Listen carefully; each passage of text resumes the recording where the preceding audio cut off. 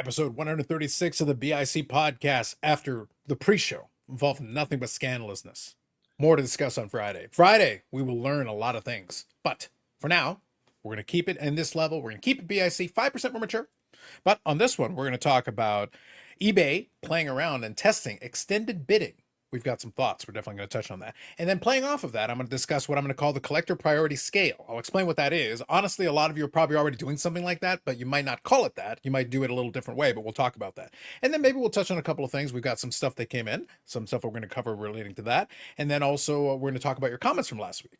That and more in this episode of the BIC podcast.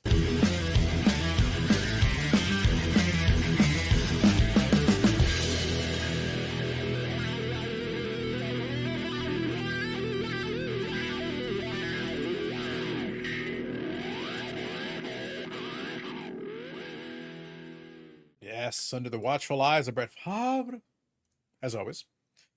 So I think what we're going to do is we're going to start off with the silly card of the week. Now, as usual, we thank everybody for participating in it. And once again, my graphics department has seen fit to let us see the results of last week's silly card of the week. Ooh, so we received 32 votes. Yes, we're getting fancy here. We received 32 votes, so a little bit of a creep up from last week. I know people are on vacation mode. I know last week was, 4th of July, 1st of July. There was a lot going on. Plus, the celebration of and when I'm speaking 4th of July, by the way, I'm referring to the birthday of the Burrell. There's nothing else on 4th of July that I am aware of. As far as I know, it is the birthday of Bobby Burrell, which is an international holiday in both Canada, the United States, and Mexico. Mm-hmm. And one tiny little, not the whole country, one tiny little subsection of the Netherlands. And they are treasonous. Do they provide the ice cream cake? They might be. Okay. But nonetheless, we had those. So I understand. But let's slowly work our way back up because we had a couple of weeks, we had a ton of votes. However, we did count all the votes and we do have the results from last week's voting. There will be a community post as always for this week so that we'll be up to date on this one. All right, we're looking at it right here. So I'm going to share it with you. So we received 32 votes as discussed and 22% of the popular vote went to the 1971 Topps Tom Kelly. I do have another piece of vintage for you that we'll share again. There we go. That makes it a little clearer. Leon says we're number one twice, received 31%. And the winner from this past week was Darren Pupa. Pretty spread out, even. Yeah, I did appreciate that this time there was a little bit more of a spread. We do like when it's a little bit more even. It makes things more interesting.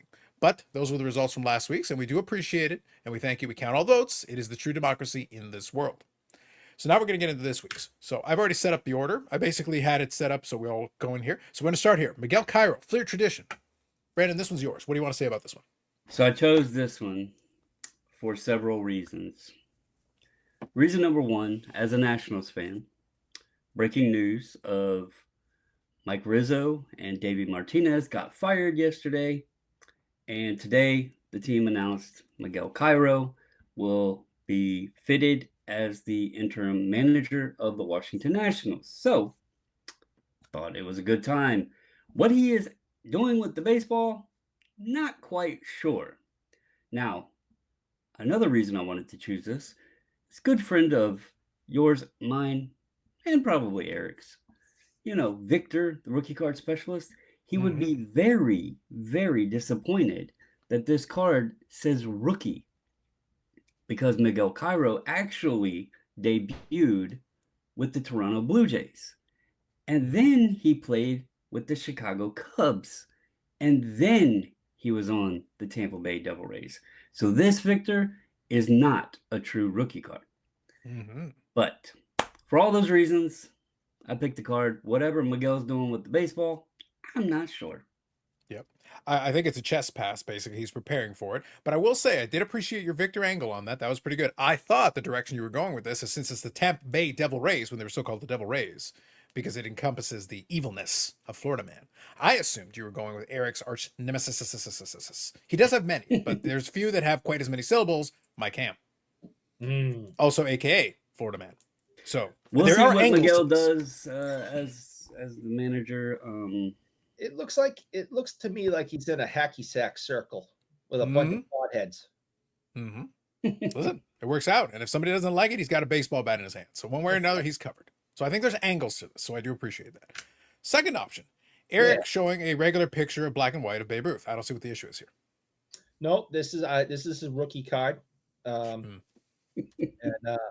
it's a very rare rookie card. It's almost as rare as the Baltimore card that Bobby Burrell insists is his rookie. True.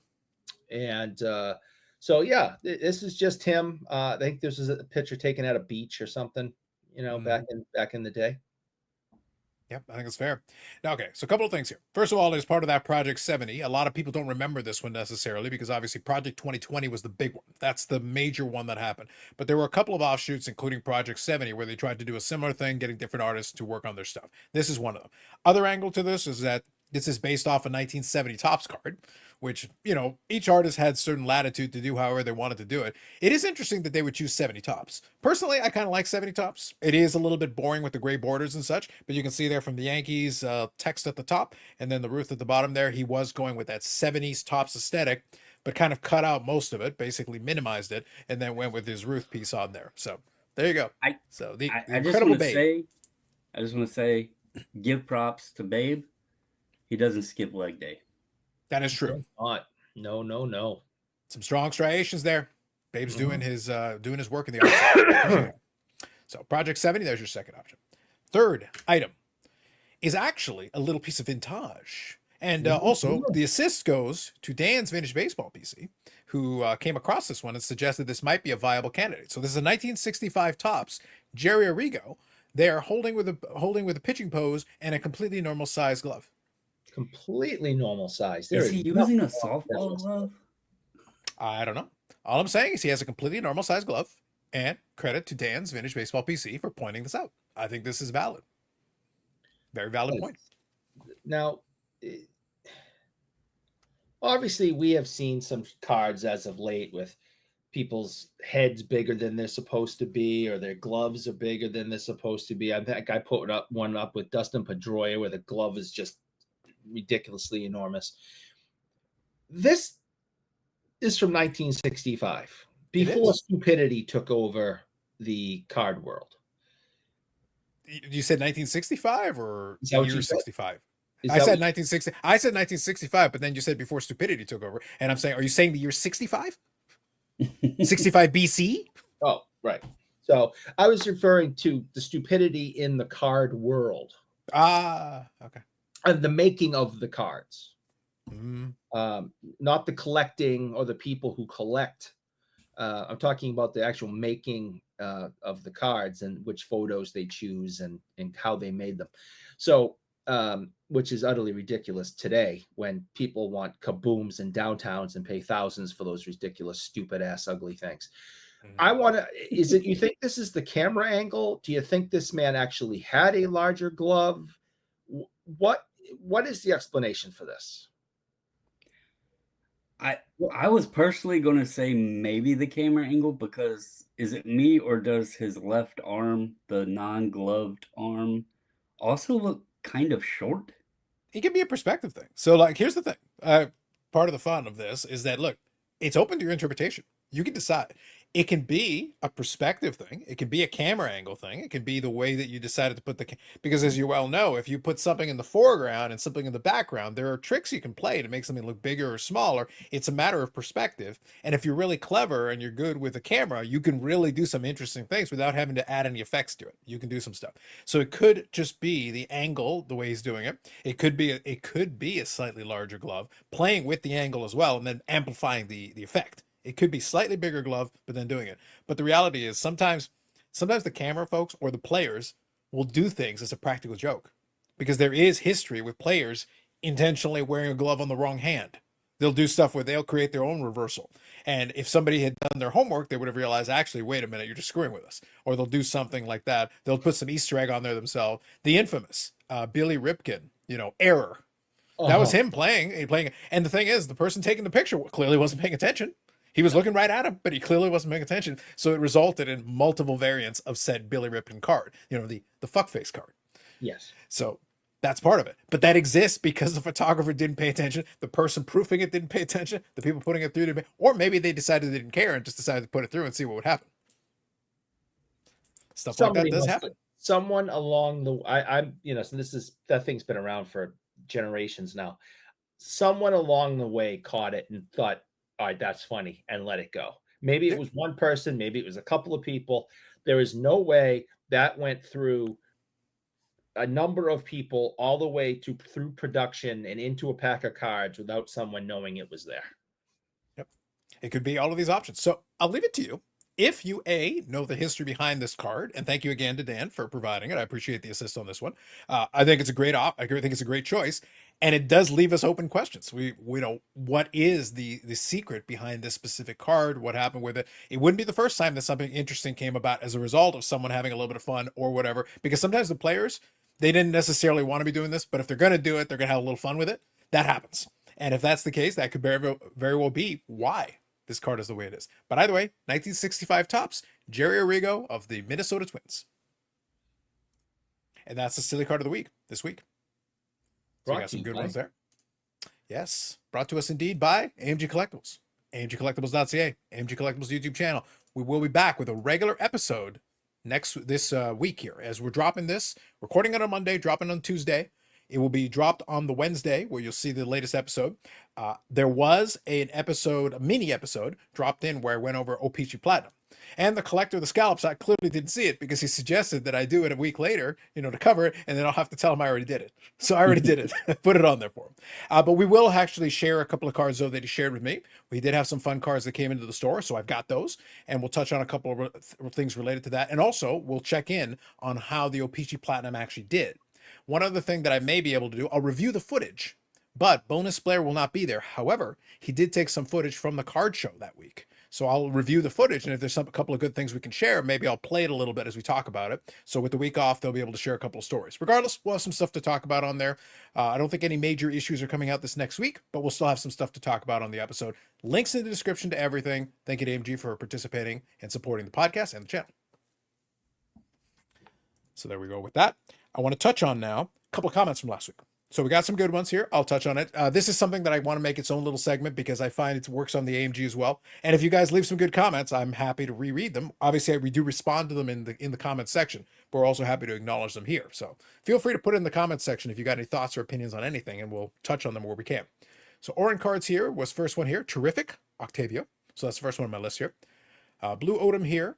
Now, I don't like the way YouTube does this, by the way, Brandon. I kind of have to right click just to double check. Yeah, it's Robert Dudek. So Robert, actually, who's commented many times before, had a great comment, an underrated comment here.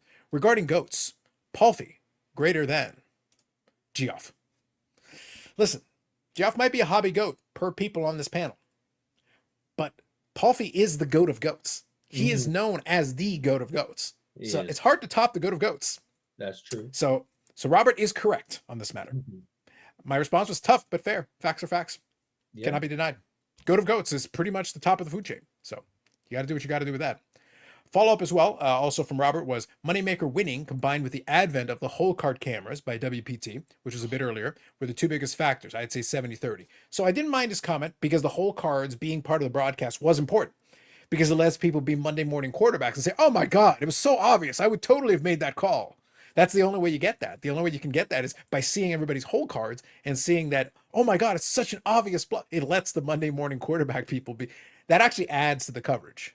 Eric, this is one of the funnest things about watching sports or anything else. Oh man, I totally would have made that, especially when you're talking about something that doesn't require athleticism. Anybody could sit at a table and play cards, but then it allows you to tell everybody that listen how much smarter you are, that you totally wouldn't have fallen for that obvious bluff, or you totally would have made the play. So you can tell everybody the story of how you would have played it perfectly, and obviously this person didn't get it. But without the whole cards, we don't have that. All of a sudden, we don't have the information. All of a sudden, all we have is betting patterns, and we're guessing. It's obvious in hindsight when you've got the whole cards right there. You get to see what the player didn't get to see. You have the information they don't have. So you find out, like, actually they're bluffing with nothing. You totally should have called. You should never have folded that hand, but you didn't know. The player doesn't see the whole cards, but you do. And as the viewer, it's definitely huge. But regardless, though, Moneymaker winning as a person who won a small dollar satellite, which in turn popularized winning the online qualifiers, that I think was a major bump of the boom, because PokerStars went off as a result of that. So I do think it's a little bit higher percentage to it, because the online qualifier becoming such a big part of the World Series of Poker drove a lot of people to participate. That's the poker boom, because that's when you had all these online because these people weren't doing the $10,000 buy-in. They were doing, $5 satellites to get into a bigger satellite, and then they were getting. So if you could win your way to a $10,000 buy-in tournament with accommodation for $5, a lot of people took the shot. So they would try to win their way in. And imagine if you won any money at the World Series when they paid the accommodation, they paid the travel, and they paid your $10,000 buy-in. Even if all you did was make the money and win like 14 grand, you're 14 grand in the black. That's a win for you because you didn't have to pony up to get there. $10,000 when you're the one who has to pay for it is different. I think that really exploded the numbers. Even today, past Poker Boom, they're going to have over 10,000 people on the main event. It's still a massive undertaking, even though it's slowed down compared to the Poker Boom days. So kind of interesting how that works. I had a buddy who quit his job and after a while and went and became a professional poker player. I kind of haven't talked to him in a handful of years, so I don't know really how that ended. I can only assume. Did you write him a letter? You could write, "Dude in the van down by the river." Yeah. But I mean, he was supporting himself and he was traveling all over, the country, going to different tournaments and stuff. I mean, he was doing it. So I don't know. But anyway, then I had a couple of other friends that were doing the online stuff. And then that led to, poker games at their homes. And, they had their own tables and they had their own chips and they had their own, I mean, it really was a boom. People really got into it, and I mean, I remember talking to people and all of a sudden them stopping and, in the middle of a conversation and taking their phones out and say, "Oh, I have to do this. Hold on." And it was something to do with, gambling stuff. And it was like, wow, this is really taken over. But then it kind of, in my world, it kind of disappeared as quick as it came. But yep. There's definitely a run there. There's still definitely some places, especially now since you can play online in certain states, that is allowed. So it does allow it to happen. And you've still got the online qualifiers and all that. They still exist, which allows people to potentially participate in these big buy-in tournaments at a smaller amount for them. And they're still touring pros. Folks that have made millions upon millions of dollars. Some of them, the World Series of Poker, they feature them. And when I hear some of the numbers, like it's one thing to win a tournament here and there. But when you've got $77 million in lifetime tournament earnings, that doesn't mean you won one tournament. That means you've been able to post consistent results over time. And at least you clearly can play in some way. So one lucky win isn't going to get that to you. It has to be a consistent thing. In some cases, over many years. For some guys, a couple of decades, where they've been able to post wins, especially some big wins. So definitely an interesting one. So thank you for that, Robert. Baseball card curmudgeon. So Baz here had a good comment. Since Bobbles was born before 1776, even though the 14th Amendment was passed much later, is it possible he will be affected by birthright citizenship norms potentially changing? If so, where will he have to go and where would he prefer to go if he has to go? Now, I did post a response to this, Brandon, but obviously you can add your response. Here was what my retort was. My understanding is that he will be working with his people to initiate the deportation of all these American foreigners on his lands, starting with this Washington, Jefferson, whoever, and their respective descendants. So since you do predate America, honestly, it's the American foreigners who are infringing on your lands. So that was my take on it. What are your thoughts? That's pretty good. That's pretty good. But do I get to choose where I would like to go? Because that's also, I mean, that might have some advantages.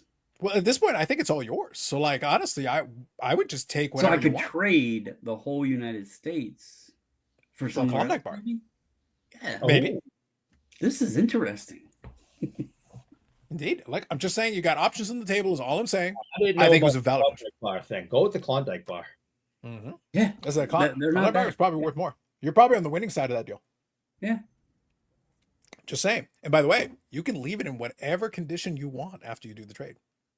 Just saying. Think about it. Thank you for the comment, Baz. Dan's Vintage Baseball PC. I feel like you're gambling every time you send Eric the StreamYard link. Sanderson Dorr said, agreed. Because I'm Carlos said, we do seem to enjoy living dangerously. Truth. Facts. All truth. All truth. All facts. Stop doing it. I've requested it to be stopped, and and then this perpetuity thing keeps popping up, and I keep getting the links. Well, the perpetuity thing is a key factor. And also, I will add, in addition to the perpetuity thing, I would point out there is the small hang-up. And Brandon, it's a small detail. It's a tiny little thing that we don't care what you want. It's an issue that is really hard to overcome. That's a bit of a problem. And I think that's what's holding you back. Yeah, I keep forgetting about that one. Yeah. Yeah, that Brandon, I'm just saying it might be a factor.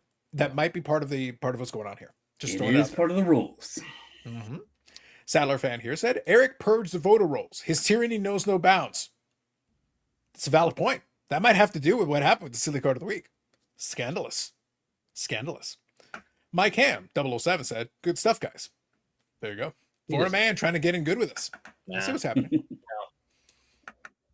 Not And Dan buying. also added a comment previously to that because he was listening to it in components. So he gave us also a different comment. He says, I'm going audio only so I can relive Strongsville in July. Yeah, discussing my explanation that the audio one is far, far backtracked. And I just said, I appreciate your optimism that it will be there by July. Yeah. Good for you. Yeah. So good comments. Thank you. Good comments for everybody. See, it's a good segment, Brandon. Like if we get some good comments, it's helpful. The audio version can almost work to that little thing we discussed about the whole, shorts clips at a certain period of time. The audio could play right into that. It may be. Listen, I just feel like I should put everything behind the Patreon wall. I think that's the play. Like everything's a Patreon wall. All of it's a Patreon wall. Doesn't matter what it is. A lot of people that do that. Well, you know what I would. By the way, Eric, if I ever did do a Patreon for this, you know what I would literally call the level that would get everybody in. Stupid. No. I got a great name for it. You're gonna love it. Okay. The level that lets everybody in, $5 a month or whatever I called it. Everything is OPG. Everything is so peachy. Of course. Bam! Nailed it. Perfection. Moi, chef's kiss. So I think that works out. All right. So we got the silly card of the week done. We got the comments done. I'm adding these features. By the way, if you guys give us comments this week, I will happily go into the comments next week. And some good comments were given, so we appreciate it. And if there's anything we've talked about, or questions, or suggestions, or whatever, throw them in the comments section, and that'll be the easiest way for us to see them. So we'll touch on that. All right, let's do a little mail time. So I've got just one thing, and I know Eric's got a couple of things, and Brandon, I think, has something. So I'll do mine first, just this one thing. The last couple of weeks have been kind of quiet, and I'll touch on that maybe when we get into the later topic, because it's not that I'm not interested in anything, it's just the pricing has been wrong. I've tried to make a couple of plays on a couple of things. Auctions haven't worked out. Buy it now. Some sellers are being stubborn. And I'm not going to overpay. So it is what it is. If they don't want to go to the price I want to go to, hey, no problem. All fair. But I'm not going to overpay just because. But I was able to purchase one item for the Chosen Rosen PC. So I'll include that in here. Oh, yes. Very exciting. So I picked this up on ComC. We got a Pen Pals dual autograph with a gold auto. We got Josh Rosen and Christian Kirk, who actually played in the league. There you go. You got the dual auto. It sticks to the rookie year theme, by the way. It follows in the rookie year theme. And let me tell you, that Chosen Rosen PC, eventually I might have to do another collection feature. Because let me tell you, I'm picking up some big, and right now, I'm not going to jinx it, but in the next couple of days, there's a couple of big pieces that are coming for the auction, Eric, and it may be dozens of dollars between me and victory. Let me tell you. So that's it for me. It's been kind of quiet because I just haven't come across enough stuff. I'm making offers. I'm trying, but it's not happening. You're trying to buy more junk. All right, one at a time. Eric, what was that? I said you're trying to buy more junk. Yeah, I'm trying to buy Boston Bruins cards. I agree. Brandon, your question. I was going to say, you recently missed out on a holy of holiest grails. I did. And actually, I think I've still got the picture. If I can find it, I'll pull it up. But I believe I still have the image. And it was hilarious. It's wonderful. Yes, I do have it. Perfect. Hang on here. Let me see if I can share it. And I will do so in a minute. But yes, that is true. So while I'm doing that, it will take me a minute to set that up. While I'm doing that, what specific items do you guys want to share? I only have one thing. I mentioned last week that I had gotten some books in. And then I enjoy the Walking Dead series and everything, and was able to pick this up after trying previously with another seller. Another one wound up popping up, and so picked up a Robert Kirkman autograph, who is the creator and everything of The Walking Dead. Cool. And nice. I was kicking myself real quick off topic of pickups. Mm-hmm. If there's something you see pop up, well, actually, I'll save this for later. I'll save this for later when we're going to do the scaled thing, because it'll fit better there. Okay, perfect. So I'll quickly share this one, Eric, and then it'll be all you. So quickly, I will show this one. This is the one that was being referred to. This is a 2018 flawless Josh Rosen NFL Shield Signatures rookie auto 1/1 in a BGS 9 no less. Grail of grails, holy of holies, top of the food chain. And Big it went boy. for $405, 405 American dollars, America. And not only that, there were 46 bids on it. And I wasn't even close. Like, let's be clear about this. And I've talked about this before, but I quickly want to touch on this. The reason I do this is because, frankly, it amuses me. My collecting life is about my entertainment. That's really what it's down to at this point in my life. When we get to the priority scale, I'll talk about that a little bit more. But the thing is, I only do this, Eric, collecting cards is stupid. Honestly, it's predominantly a waste of time, and honestly, it's kind of a waste of money. But can you make money on it? Absolutely. You 100% can. But that's not my point. My point is, like, in reality, in the grand scheme of things, what you should be spending money on, this is so low on the totem pole of things you should be spending money on. Let me tell you. But I still enjoy it. It's still fun for me. And something like the Chosen Rosen PC is literally the hashtag anti-invest. Like, it's hashtag divest. Hashtag divest with the quickness. That's what it is. But I still get a kick out of it. But the problem is, there is a limit to how much the novelty and amusement will go. There is a limit. Would I have paid money for this? Yes. I legitimately would have had no problem paying a couple $100 for it, which is way more than anybody should reasonably pay. But even then, that number blew this out of the water. It still blew it comfortably out of the water. It wasn't even close. Like, it would not have been the highest bid. It would not have been the underbid. It would not have been the underbid to the underbid. I have to go 5 or 6 levels down and 3 or 4 other bidders down to get to what my maximum would have been on this, which also would have been unreasonable and really stupid. So no matter what, like, it blew well past that. If you spent $200 on that, I think I would drive the 10 hours to your house and slap you. And I think I would enjoy you driving the 10 hours to my house. And then after you attempt to slap me, I kick you in the shins. And then I kick you in the I forget about your 57,000 injuries. I forget. It was hip surgery, wasn't it? Yeah, I have a fake hip. Yeah. Yeah. No, you're getting kicked straight to it. Yeah. Why would you go slap him, Eric? If he got it for 200, it was a bargain. Look what it went. Yeah. Yeah, you asshole. Hashtag bargain. Oh my God. Come on. Yeah, those people, if I knew where they lived, I'd go slap them too. Yeah, and they would also kick you in the hip. We got to give a shout out to the seller, though. $450 shipping on a $400 card. LJ's card shop. Killing it, man. Discounts on shipping there. It was $450 shipping because they were expecting it to go for $50. Let's be honest. Like, they were thinking, $200, $400. What the hell just happened? There's gold in them Bar Hills. But yes, so that was a miss. Like, a complete miss. I wasn't even close. And I was willing to pay what I thought was strong money. I was clearly incorrect. I wasn't even in the ballpark on that one. I can't say I was the underbidder or the second underbidder. Nope. I wasn't even close. Nope. They went well past my number. But anyway, so that was my attempt. All right, Eric, you got some pickups? Well, I didn't purchase anything, but Brandon was kind enough to send me a few items that came in the mail. And we'll talk more about this on Friday, but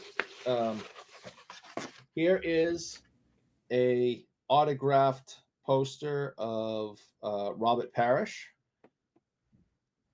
I think this is in LA, considering the yellow floor and him wearing an away jersey, but that's a great over the rim shot of an autograph. He sent me another one. This thing is just awesome. It's the old Garden. You got the old Bruins banners.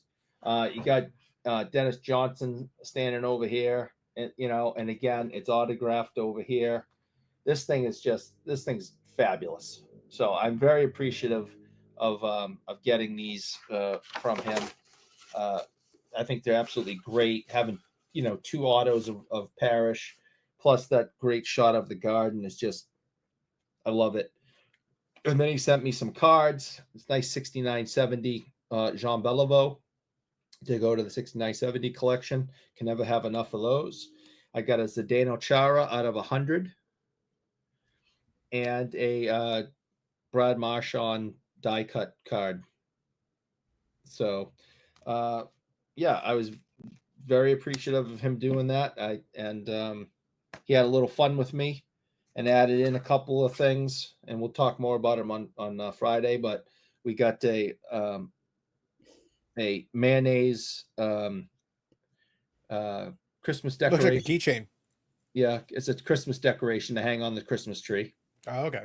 and a sticker for it says Merry Christmas.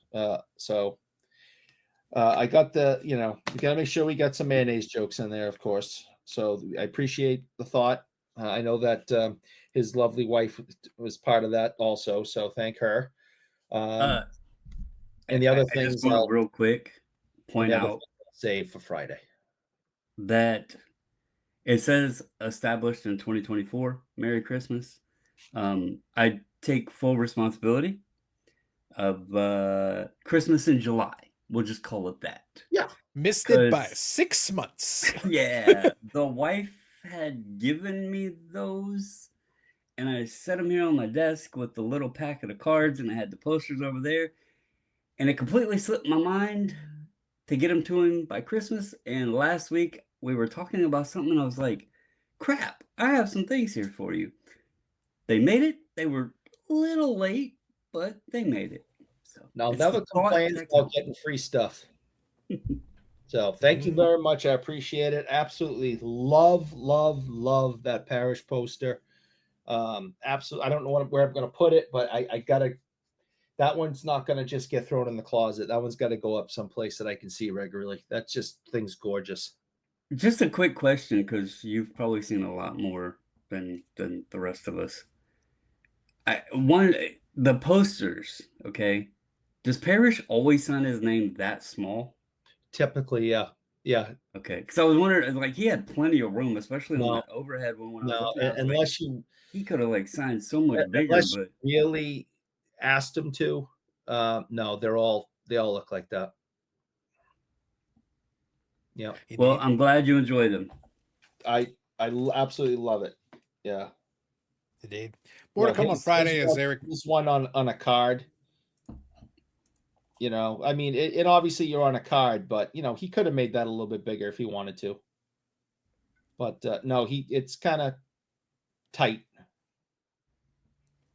The way he does it. So no, that's typical of him.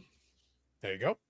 So, like I said, more to come on Friday, as Eric mentioned, because the conspiracy deepens on the amount of mayonnaise jokes and how far it goes down the scale of family members, associates, and everything. Like, it wasn't just, it's not one or two people.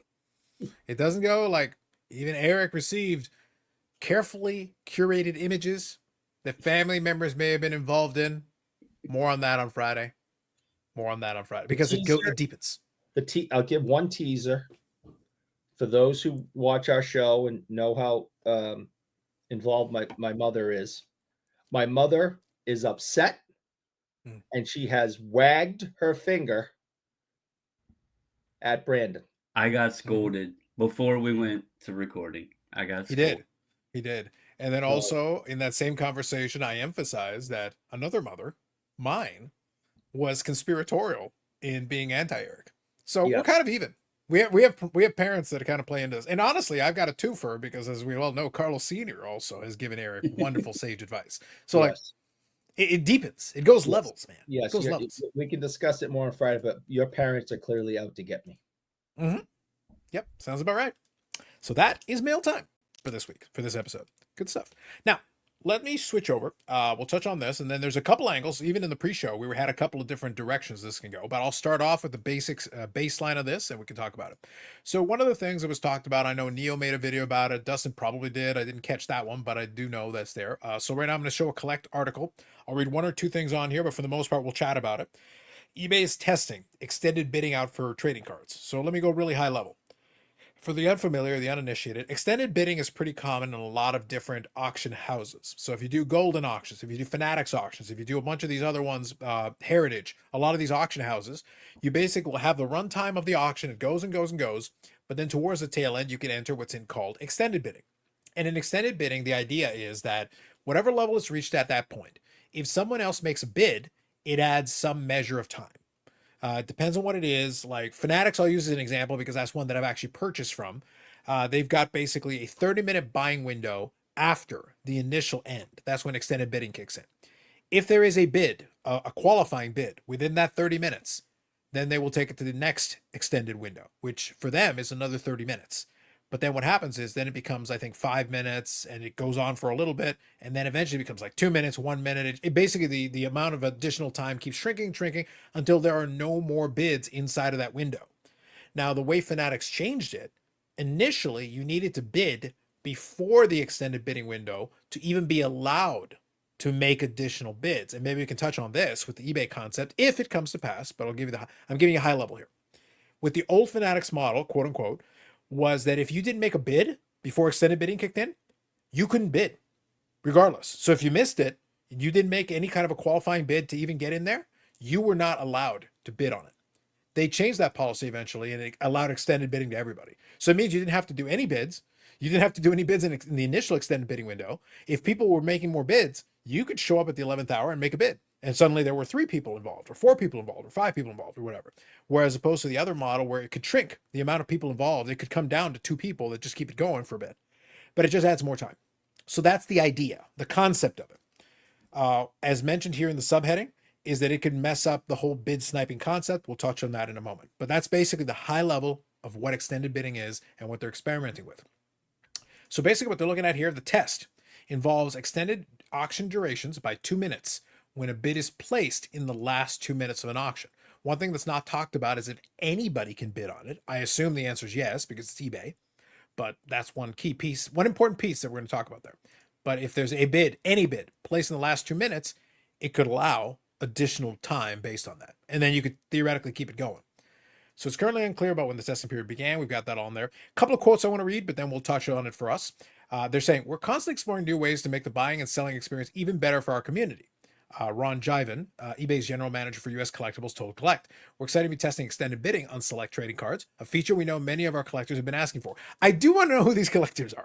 Yeah, me too. So Who's the person asking for this? Yeah. Go ahead. I Ben. actually went on and was searching around to see if there was like if they had posted guidelines or like how, their rules, how they were going to run it and everything. And I came across a community post from eBay, an eBay community post by a user that was posted in September of 2022, Okay. actually asking for extended bidding with the same setup of 2-minute extensions and everything, complaining that he kept losing auctions. So there obviously has been people asking for it if it dates back that far. So I would love if this entire policy, Eric, is because one guy said it just to Yeah. justify. They're like, well, one guy, that guy. well, made the it's post. crazy that post in the community tab, he specifies extending 2 minutes. Like that's the part that I found interesting was Mhm. like in that post, he was like, even if it's just 2 minutes or whatever. And it was like, huh, Oh. maybe they read that. It literally, we did it for Joe. We did it Yeah. for Joe. Joe needed this. This is what he wants. And I'm sitting there like, Eric, I don't want to change the policy for Joe. Okay, so I gave the high level. I wanted to give the high level. But so here, let me start with this. And then I know Brandon kind of has a separate opinion. And then Eric is all for whatever gets him all the stuff. And if he can spend all the like button money, that's really all he cares about. But we'll touch on this. So for the sniping purposes, it is detrimental because obviously if you put in a snipe that's inside of the 2 minutes, which would then obviously extend the window. Now, that doesn't mean you necessarily lose. It just means you just offered somebody 2 more minutes to then make a counter if they want to FOMO into it. Because the only way it matters, let me put it this way. The only way it actually matters, because if your snipe, it, extends the window, but the same winner is still winning, it's just adding 2 more minutes, which is kind of stupid. I feel like the window should only extend if the winning bidder changes. Because if the winning bidder didn't change after the quote unquote snipe, then what's the point of extending it another 2 minutes? I guess it offers more people the opportunity to go in. That's why I say my expectation, if they were to implement this, again, this is all hypothetically, if they were to implement it, my expectation would be that technically anybody could come in. Somebody could come off the top rope who wasn't even involved in the bidding. It got extended 2 minutes. They show up in that 2 minute extended bidding window and they go in and place a bid, which in turn extends it another 2 minutes or whatever they decide to do. As I said, Fanatics has a thing where they've got a couple of windows, but then the time period keeps shrinking and shrinking until it finally reaches the end, giving less time for them to hesitate. It does allow some people to FOMO in a little more.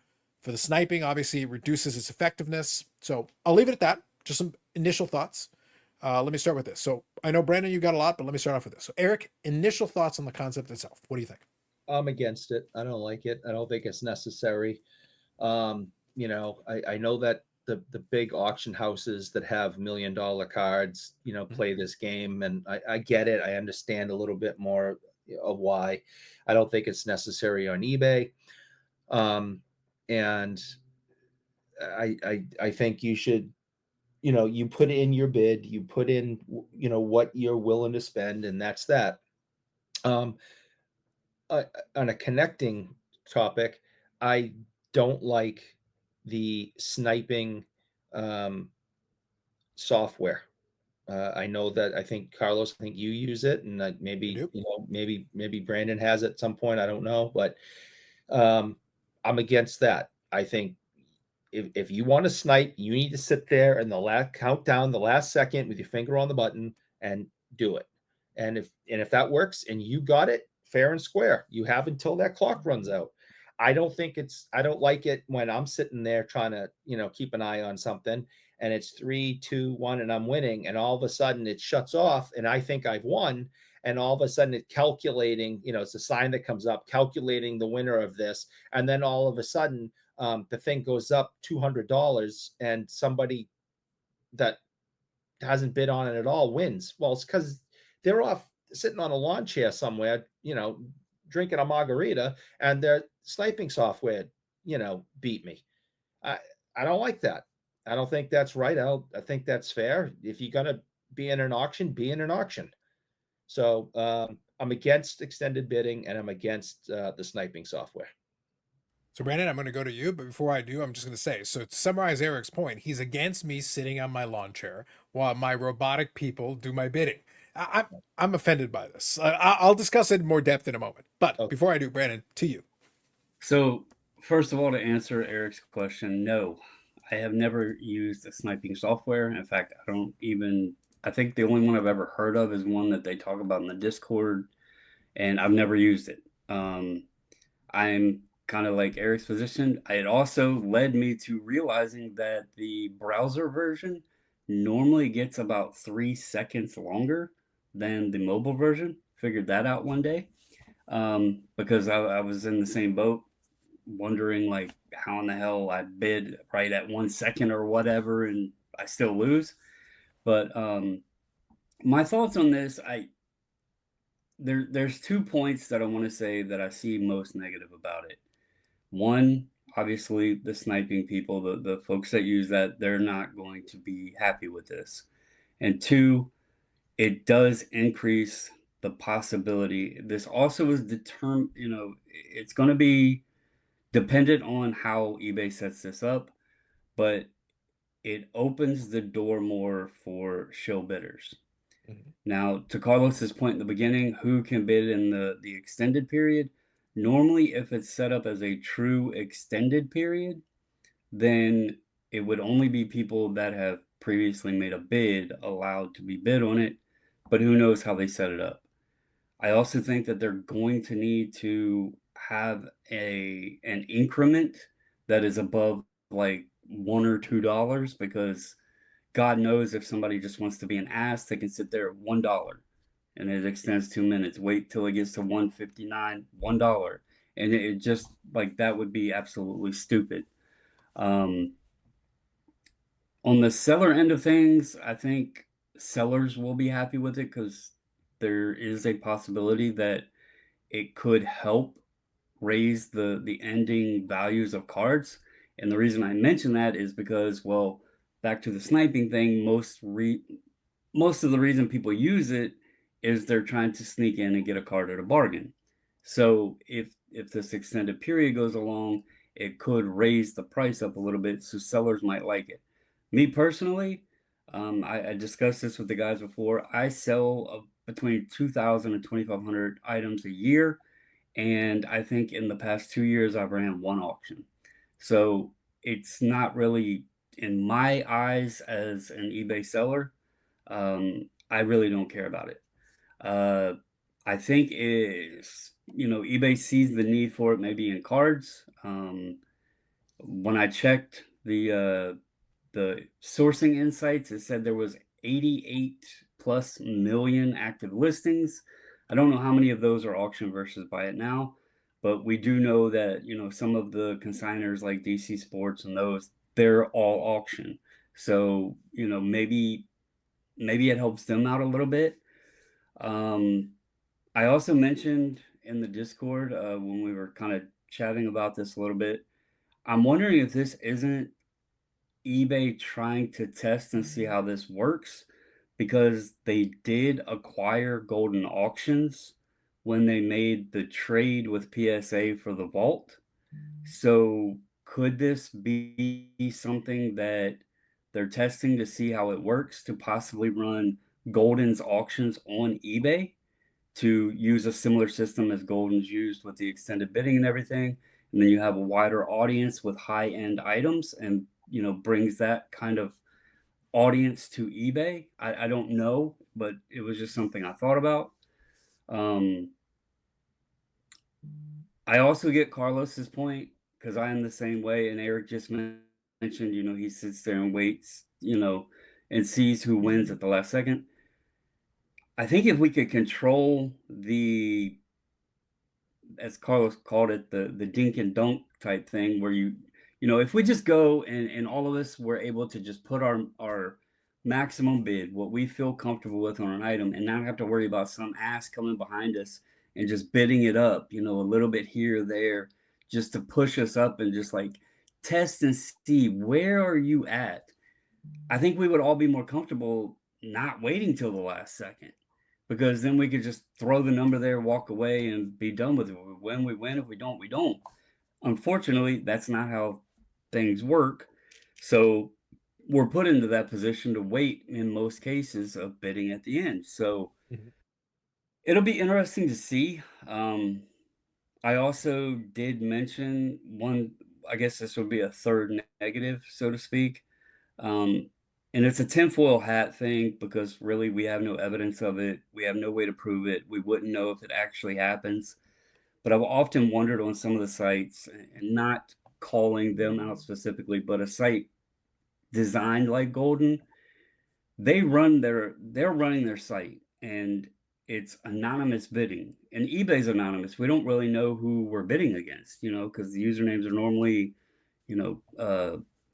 coded. And one quick point there on what you're talking about is that wasn't always the case. If you go back to ye old eBay, you could actually see all the bidders. Yeah. Continue. Go ahead. I've always been concerned. Like I've bid on like online estate sales and stuff, and I've always wondered, do they have the ability to see what a user has put as their high bid? And do they, and obviously this would be fraud, but we know not everybody plays by the rules. Do they sit there and see what the high bid is and then push it up? Because there's been quite a few occasions I'll put the most random bid in on something and I'll win it by like $1. And that's always made me wonder, are they essentially shilling it because they can see what the top, what your high bid is, and they want to maximize the amount they get out of, the auction of whatever. So that is a concern I've had. Again, I don't know if there's any legitimacy to it. It's tinfoil hat. I get that, but it's always been a concern I've had, and who knows, it could happen. So for sure. Now, one kind of thing I'll add to that, so that's why I wanted to make sure we had a chance to kind of hear out a couple of your different pieces. To your point, part of it is something we have talked about before. eBay is the devil we know. There's a lot of things that they do that I'm not necessarily the biggest fan of. We talked about that in the past. But the reality is that eBay's my number one goal is to make the most money, which is completely fine. That's business. So, fair enough. But the thing is that I looked at it, I always have to kind of, whether they like it or not, I always have to kind of assume the worst of whatever they're doing, that it's not going to be the most advantageous.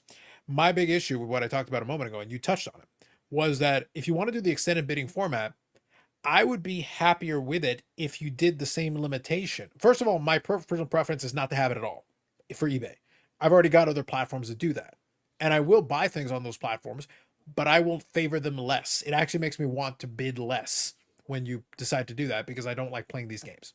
With Fanatics, I'll do it sometimes because there is stuff on there that I'm interested in. If that's the case, I'll make my strategy for bidding changes completely because, again, sniping is out. Fine. So I will play the game to a point, but there is very specific ways I'll do it. Well, so the irony is that the thing that you were talking about the small incremental things, when I'm on Fanatics, I'll actually do it that way. I won't hit my max because I know that one bid is all it takes to knock it into the next extended window. So probably I'll just make a little bit of an increase. And then if somebody then bids on top of me, then I'll make another bid. So I actually will then have to activate multiple bid, which is stupid, really, if you're thinking about it. It's really dumb. But because of the extended bidding thing, it changes the way I have to approach it. This is the way. This is what I've done. By the way, I'll lose stuff. I'll still lose stuff because somebody's just simply willing to bid more, which is fine. But then the longer and longer this, again, half an hour is the first extended window. Then another half an hour. So I've just added an hour. So now you're just sitting around kind of waiting for half an hour for the clock to run out. Well, by the way, one bid means it's going to the next extended window anyway. So Eric, somebody can make a bid in the first minute with 29 minutes left in this extended window, and then it's going to end, and then another 30-minute will get tacked on. So in reality, you're sitting around waiting for 59 minutes. So like, just because there's no point in making another bid because an extended window will be coming up. It's actually better for me to wait until towards the tail end of the second extended window, which will then take us to a third extended window. So in my experience, and I would assume eBay would do it if they're going to do 2 minutes, whenever the next bid is placed, then it resets the timer. So like if somebody's an ass and waits 1 minute 59 seconds and places a bid, then yeah, you're gonna have to go through the whole 2 minutes. But if somebody does it at 15 seconds into the extended bid, it's gonna restart it right there. So it's not gonna like wait till it goes all 2 minutes and then, oh nope, we got to add 2 minutes on. eBay has the power with their technology and because their back end is so robust. They've built in, because obviously unlike these other auction houses where you've got a whole bunch of stuff that is ending around the same time, and then they've got these levels. In reality, eBay auctions are ending all the time. There's eBay auctions ending as we're speaking right now. Real auctions, buy it now, best offers, all of them. So the back end, the server can clearly handle the load of having different time windows and whatever. It's down to the second. It's not, but you got to, if you set up an auction right now, it has to end within this 1 hour window. No, it can be, you can do it right now. And then it ends in 7 days at 9:29 p.m. Eastern, exactly the time we're doing right now, or you can do it in 5 minutes and it'll end at 9:34 Eastern. Like, it doesn't matter. You can have it at whatever time of the day or night that you wish. So that's fine. The one thing though that I think, and you mentioned it, I actually don't have any reason to believe that eBay would limit it, because if you want to do, I said my first thing is I would rather not have it, but if you insist upon it, I would be more inclined to be at least accepting of it if you did have the caveat that you must have made a qualifying bid to be able to participate in extended, which is what Fanatics used to have, /PWCC. That's what they used to have. You had to make a qualifying bid. If you did not make a qualifying bid, you couldn't participate in extended. It was locked to you. It wasn't available.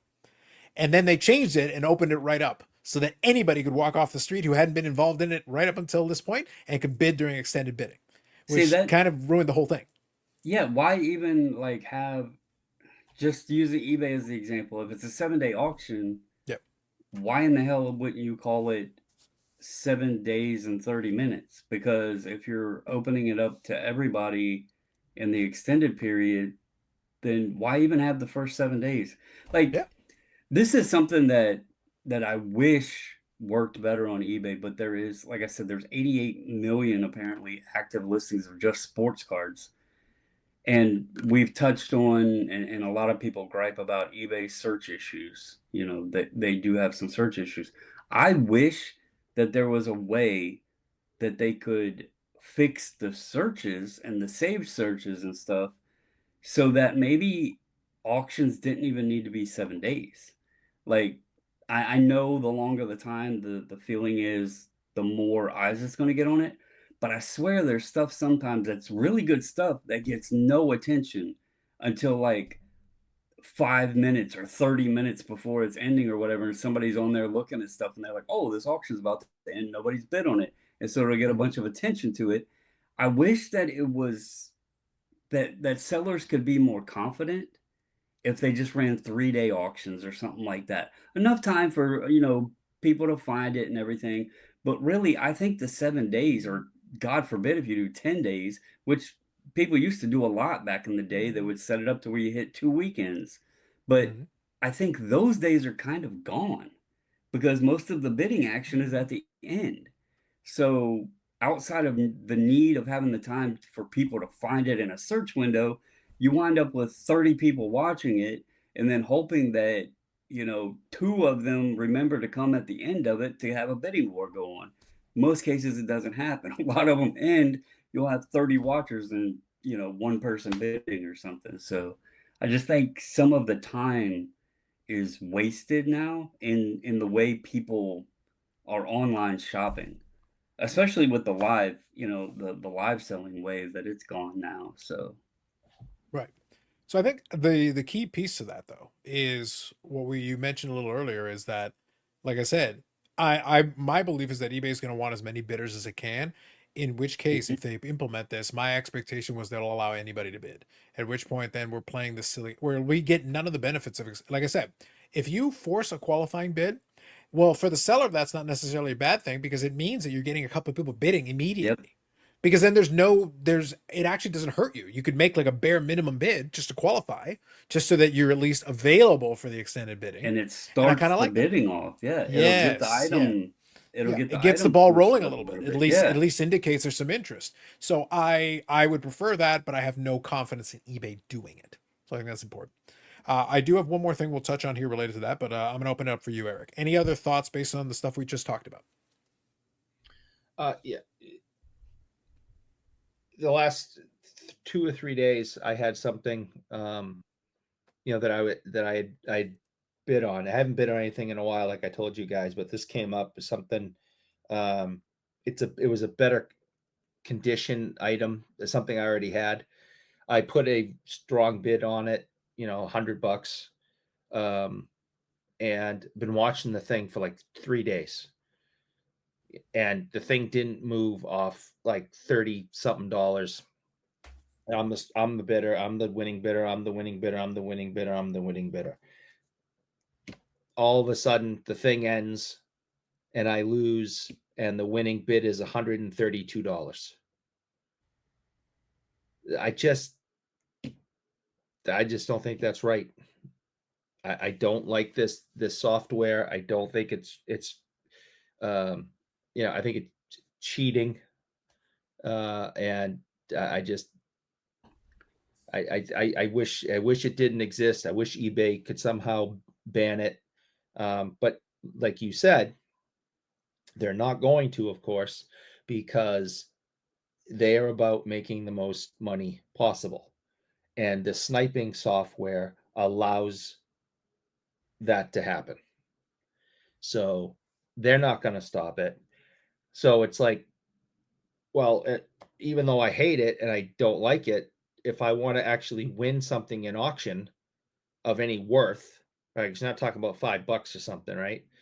Um, of any worth, is it like, if you can't beat them, join them?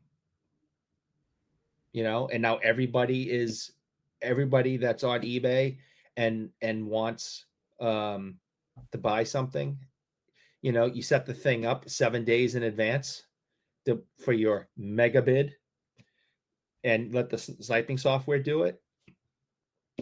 I guess But that's where we're going. That's here's a literally what I question, do. Eric. That's literally what I do. Here's a Yeah. question though, in a serious, in that what you just said plays into this whole topic here, okay? Now you said you had placed a bid at 100 and the final bid was 132, right? So I believe it was, yeah. Okay. Serious question. Let's say that eBay had already implemented the extended bidding. Would you have went to 134 or 140?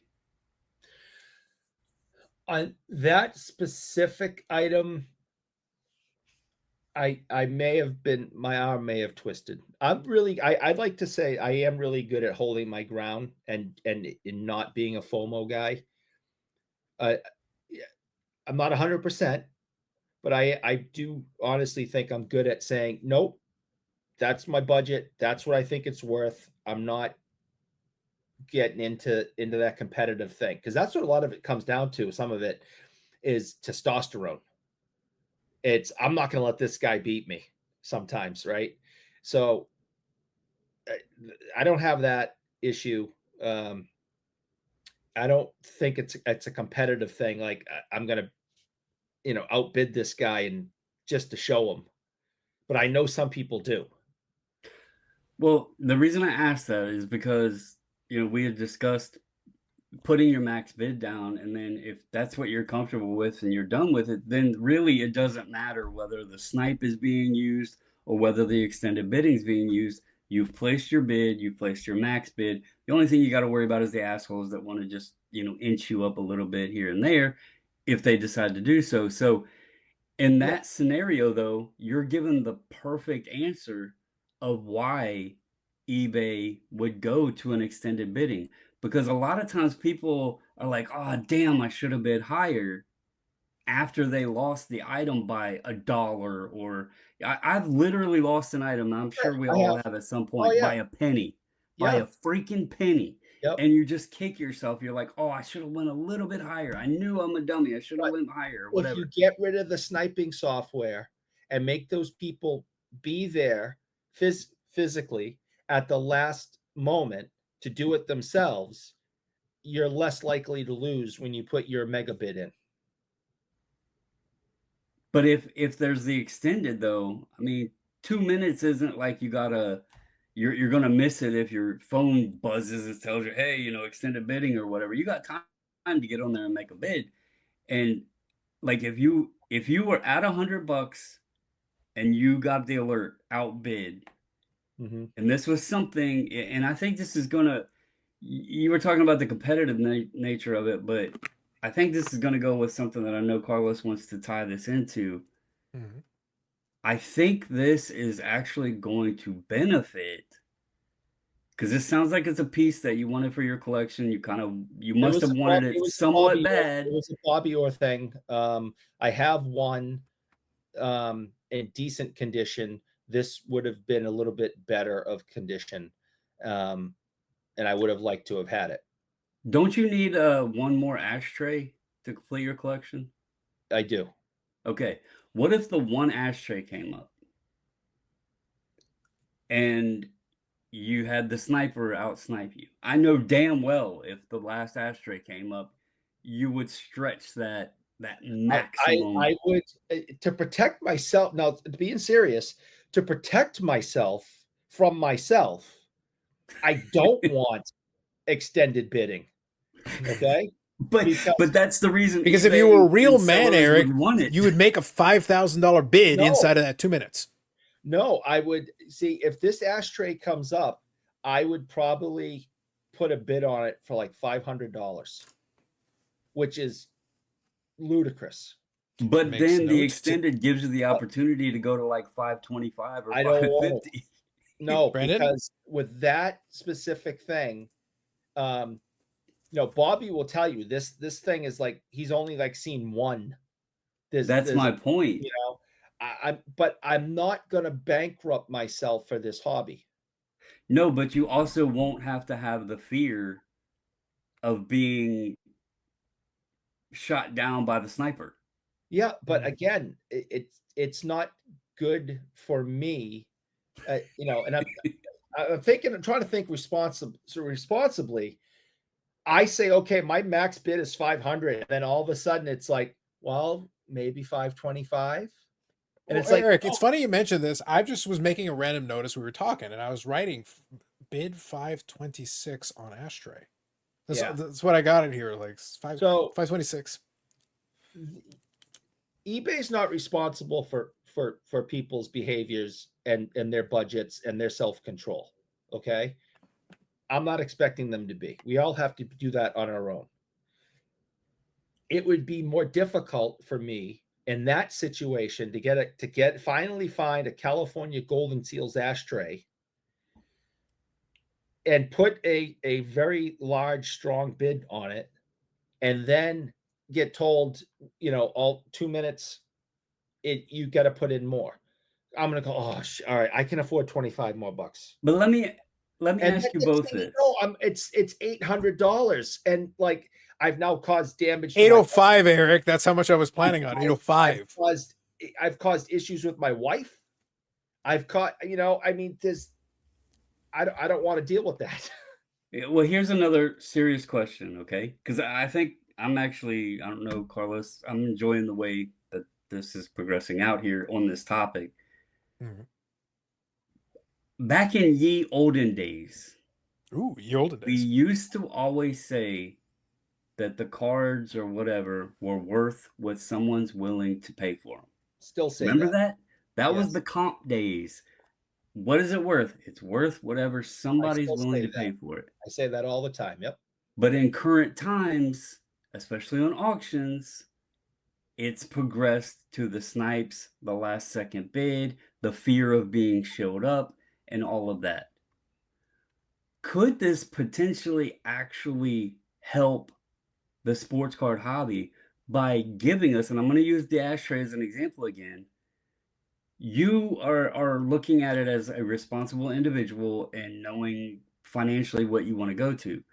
But there could be someone else out there that's also been hunting, and there likely is many people out there that have been hunting this for their collection. Yeah, I would say so. And this would then afford the opportunity for us to see what will someone pay for it.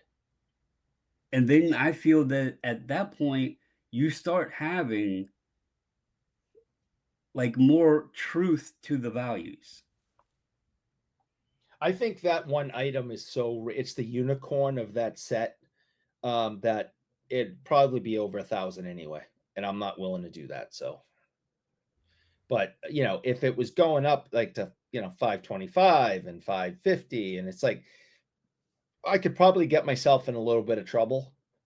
But that specific item, if it ever comes to market, there are lots of people like me that are looking for it, and Right. it's unicorn, so it's going to go for a lot of money. But And do I'm you think that this probably could gonna- actually help us? Like right now, auctions suck. People will say don't auction because the auctions are going, and that's not just in cards. That's right, other stuff. Obviously, I sell many different categories. Auctions usually, on the rare occasion, will there be a strong auction on something? Normally, auctions are going to be lower than all your buy it nows, best offers. That's why when I said earlier, I don't auction as a seller. right. But with this, does it possibly start giving us a better idea of the ye olden days when we would say where eBay was predominantly auction and we would say the item's worth what somebody will pay for it? Does that start sliding us back into that category? Let me ask let me ask a related question. I'll let you answer that one, Eric. But before I do, I want to kind of touch on a little sub to that. So let me touch on this. Uh, it could, but then the other side of the equation, you just talked about how auctions suck and all that. Now, there is the other aspect of it. There is the reality that a lot of stuff is buy it now, best offer, Mm-hmm. which obviously wouldn't be impacted by this because if it's buy it now, best offer, then it doesn't matter. Extended Right. bidding, no extended bidding, whatever. It's basically this is the offer or whatever ridiculous number I come up with. You want to do a best offer, maybe it goes through, maybe it doesn't go through, maybe we do it back and forth, maybe we have a little negotiation, whatever. And we end up with whatever number we end up with. Obviously, it's not going to affect that. But the question, maybe I'll pose a question to you like this, as a seller, and I'll come back to Eric on this. First, let me ask you this: as a seller, would this, let's say they implement it, let's say they implement it in a way that makes sense. Again, as a seller, it's better if everybody and their brother can come off the top rope in extended bidding, no matter what. In reality, you want as many potential bidders as possible. You don't want any restrictions. You want everybody. Right. You want So people competing against each other. exactly, as a seller, though, would that make you more inclined to do an auction, or would you stick to buy now best offers predominantly? For cards, I would consider auction because it's such a saturated category. And obviously that's why the consigners and everybody go auction because in 7 days it's either selling for the price or it's not. And if it starts strengthening and giving like I guess when I say suck, when you're seeing buy it nows and everything higher and auctions are always coming in under. If we Mhm. start seeing a balance there more, then yeah, I would definitely consider because then your cards are going to be moving within 7 days. You know. Now I'm not Right. selling a bunch of cards anymore, but to answer the question, yes, it would make me be more open to running stuff at auction. Mm-hmm. Yeah. Okay. I just was kind of I curious would on that. think So go ahead, that Eric. Finish your thought. it's possible, but you might not want to risk, losing money too. And in auctions you are, especially if you start at a reasonable price, with buy it now best offer, you can be more picky to the offers that are coming in, or you might have a number that you're very happy with. If you get that someone like needs it and hits, boom, buy it now. If you start at an auction and you start a little bit lower so it can work itself up, you might lose money. So that's the dangers with eBay auctions. I mean, I've talked to many people that's like, well, I started it at $10, but the thing's worth 100, and it went for, and no one saw it, and it only went for $25. I'm like, well, I guess you should have started your auction at $100 then. Yeah, but nobody wants to start it. No one wants to jump into an auction that starts off at $100. So you run that risk where buy it now best offer, you're guaranteed to get the money you want. I think that's fair, but I will say this, and Brandon, I think I want to make a note. I'll make a note here. I want to come back to the psychology of the auction versus the buy now best offer, because I think there's a very interesting element to it. Because Eric just said a moment ago, and I agree with him, people are not as interested in jumping into a higher starting price, but they're willing to offer more when it's a buy now best offer. Because when it's a buy now best offer, so if you started at $75 for your $100 item, let's say, again, that's kind of on the high end, right? But then, so you don't want to make a bid at $75. But at the same time, if I made it $150 buy now best offer, you might offer 80. And I'm like, does that make any sense? Like you weren't willing to make a bid at 75, but you were willing to offer 80. Do you want to know why I think that is? And obviously, with all of the different categories I sell, and I do a lot of researching and looking at Terapeak and everything, I think it's because cards aren't a stable, valued item, and everybody is always looking for the best deal. So if they see something at an auction, that's going to catch their attention to see what the lowest amount it's going to go for. If it's, if they only have a buy it now best, and it also depends on like how quick somebody wants it. Do they want to wait on the auction, whatever. But if they know about what the price is going, like the going rate is on it or whatever, or what they're wanting to get it for, then they're going to be more open to just saying, hey, will you take this, or sending an offer out or whatever. But I think it's so many people, especially in today's hobby, so many people are trying to get the W. Even at card shows, you can show, and that's on both sides of the table. The dealer's trying to get the W, and the buyer's going to be like, oh, well, the last 3 comps are this, this, and this. I'll give you this because you don't have eBay fees and all this. Everybody's always trying to get the bargain, especially in cards. When I'm selling, random crap, shirts or toys or whatever the heck it is, that's a pretty stable market. Like you don't see high fluctuations unless it's an auction, but then, in 7 days, who's looking for a random t-shirt, right? Mm-hmm. It has to be like a collector piece for it to really go up in an auction, setting. So me personally, I think the mindset is the buyer trying to get the bargain. And that's why they don't want to be the scapegoat to bid at the high number. Because, well, if it starts at 99 cents, it might have only went for 60. Instead of, if they started it at 100, well, then you're locked into 100. So yeah, no, I get it. But that's why I say I think what's interesting about it is that with the buy it now best offer other side of it, that same person is willing to already commit more. Because in that scenario, because like I said, I'm being on the selling side of it. If I'm the person who's doing the selling, I'm then, let's say it's worth 100, or I think it's worth 120. There, it behooves me to list it at 150, which might be high. I'm going to use the Flacco NT RPA I got. That one, that seller I was surprised he even shipped me the card, honestly, because he had a really high price set as a buy it now. But then he also had an auction set starting at 99 cents. Well, most people know if a bid is placed, it cancels the buy it now. So I had, you know, sent him an offer out to try to obtain the card off him, and what I thought was fair, and he countered back at me at a much higher number than I wanted to be at. So I was like, okay, I'll put a bid in. So obviously that then canceled his buy it now, and I'll just say the ending price was, if I remember correctly, less than a quarter of what he was trying to get as a buy it now. Mhm. And it was because, and I actually found it in the Terra Peak sales history, he had bought the card raw at the booming point for Flacco and was hoping that he could break even, and it lined right up with what he had countered back with me on. He was just trying to break even. He took a big L in that scenario. So, Right. I think it's fair. I think it's a worthwhile. I made a note here. I think it's a worthwhile having come back around to this conversation. But what I'll do is I'll tweak it over to basically what I was thinking about, which talked about Eric and his ashtray example as like a good analogy for this.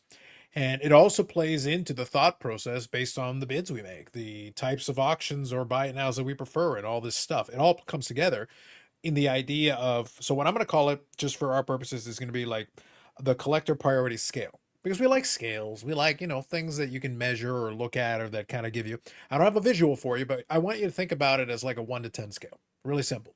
And the concept of it is really just priorities. That's really all we're talking about. Just prioritizing however you want to do it.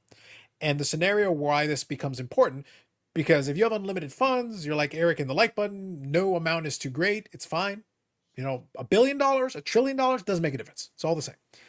But if you do have a budget of some kind of a limitation where you say, I can't go more, let's say you're in very good stead. You're in the hobby wise, you're great. You're in the top 1% or top 5%, and you can spend $1,000 a week or $1,000 a month on cars, which by the way, would put you right up there. Believe it or not, with all the high sales, if you've got $1,000 disposable income, you don't give a shit. You can just blow it on the hobby every month or every week or whatever. You're in the top upper echelon, really, and realistically. But let's say you do. But even then, that's still a limit. That's still finite. It's not unlimited. It's not, you can't go into the billions and trillions and whatever. But you find, you've got your eBay safe searches, the infamous eBay safe searches. You go and look, and a couple of pings come up. Hey, cool. You've got, I'll use Eric's example, you've got his ashtray suddenly becomes available. Okay, cool. That's great.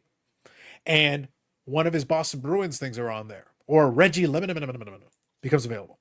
This could be interesting. Now you got two things that he has great interest in. One would be the completion of a set. Another one might be a great piece that he likes. Upper Deck found a second image of Reggie. Oh my God, scandalous. It's a 1 of 1. So now you got a 1 of 1 Reggie, and you got the ashtray to finish the set. And they're right, and they're going to finish. Effing Gill shows up. And they're being sold by 540 flips, and they're ending within 5 minutes of each other. What are we going to do? What are we going to? Scandalous. So my point that I'm making here, and I'm giving a silly, ultimate example here, but the point is still the same. The point is, okay, let's say it's going to go for like good money, and the other one, let's say, goes for a decent amount. Okay, it's going to go over 1,000. So no matter what, the combined would go over 1,000. You cannot mega bid both of them. So the question is, how do you want to approach this? Especially if they're ending close to each other, you don't have the luxury of saying, okay, I got a great deal on the first one, which then allows me to push other funds towards taking a stronger run at the second one. You don't have that luxury. You got to make a choice. You got to decide which one's more important to you. Which one are you going to attack more strongly? Again, assuming you're not a douchebag. And if you win, you're going to pay for both of these auctions if that's what happens. But Brandon, how do you prioritize? How do you decide what's the more important? You have a limit. There's a certain amount available. So if you make a mega bid on one, there's less available for the other one. So you have to make a choice here. How do we do that? So the concept of 1 to 10, basically when I'm saying 9 or 10, I'm saying grail piece. I'm saying this is the tippy top. This is something that maybe I've been chasing after forever. They don't come up all the time. This isn't something that you're going to be able to see 50 more times in the next couple of weeks, and you can just wait. Sit and wait. It's not a big deal. You can get it. 6 or 7 on the same scale. That's more along the lines of that. Yeah, it's still a nice piece. I'd still be interested. But yeah, there'll be another one next week. Or maybe another one in a month or two. So yeah, would I be interested? Sure. If I could get a good price on it, hey, absolutely. So I'm still interested. 6 or 7 still implies I am still interested. But now I'm a little more price sensitive.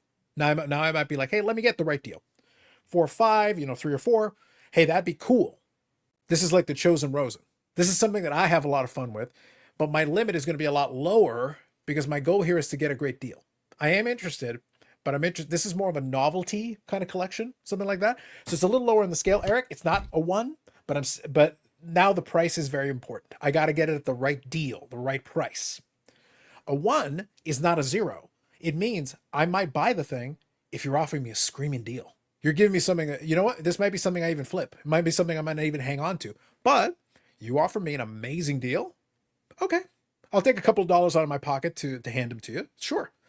So there, 1 to 10 scale, all the way from the very top of the food chain down. So all of them are above 0, meaning I might still make a purchase, but the level of importance is going to determine how strong my offers, my deals, my best, maximum bid. It's going to determine that. So I'm going to call that here the collector priority scale. This is for your collection. Some stuff is clearly more important than others, and where it falls on the scale is going to determine how aggressively you will attack it with whatever your budget is. So initial thoughts and kind of how this plays into the whole thing. So there is a card I've mentioned many times. I've not seen it. I know that it allegedly exists. And if it ever I have the non-autographed version of it that I randomly found, luckily, one night. But if the autograph version ever came up, it's the tip top priority of any scale like that. It's an 11 on my scale. Price wise, I would probably go. I would have to make sure I got it. Now, obviously, if it's $1 zillion or something like that, then I'd have to call Eric. But we'd find a way, right? But no, I actually. So I was going to talk about this earlier, and I said it would fit better here. So I picked this up, the Robert Kirkman, and I told you guys about that. There's only been 3 of these now sold on Terapeak over the last 3 years. There is one currently available, but the buyer is wanting twice as much as what they've sold for in the past. He's got a good argument. They don't pop up often, but I had just had a conversation with him a week or 2 ago, and he told me his lowest was 120, and I was patient and got this one for 65. So it worked out. But at the same time, I was battling, trying to talk myself into a card that showed up.